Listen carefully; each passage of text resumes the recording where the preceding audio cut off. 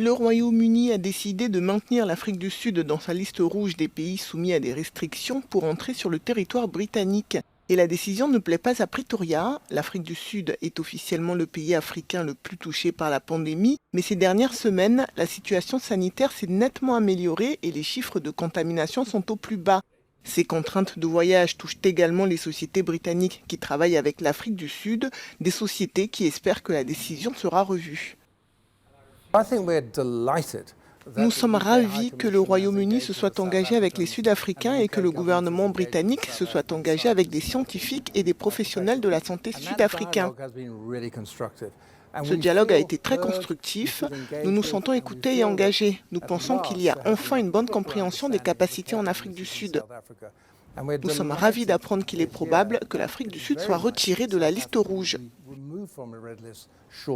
L'incompréhension est vive chez les scientifiques sud-africains qui jugent cette décision infondée et absurde. Mais elle est aussi chez les professionnels du tourisme, car la liste rouge impose une quarantaine stricte aux Britanniques de retour d'Afrique du Sud. Il leur faudra passer 10 jours dans un hôtel choisi par le gouvernement britannique pour un coût d'environ 2000 $, de quoi refroidir de nombreux touristes.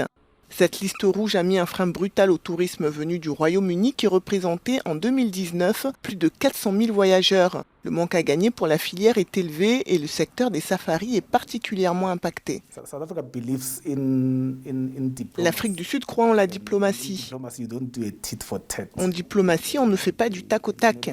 En outre, vous devez vérifier la taille économique des pays avec lesquels vous traitez. Le Royaume-Uni n'est pas plus petit que nous. Donc, avant de prendre d'autres mesures drastiques du tac au tac, il doit tenir compte des implications économiques de cette décision. L'Afrique du Sud est sortie de sa 3e vague en juillet. À ce jour, plus de 20% des adultes sont vaccinés. Mais le consulat britannique à Pretoria a affirmé cette semaine rester préoccupé par la présence du variant Beta et sa possible capacité à résister au vaccin.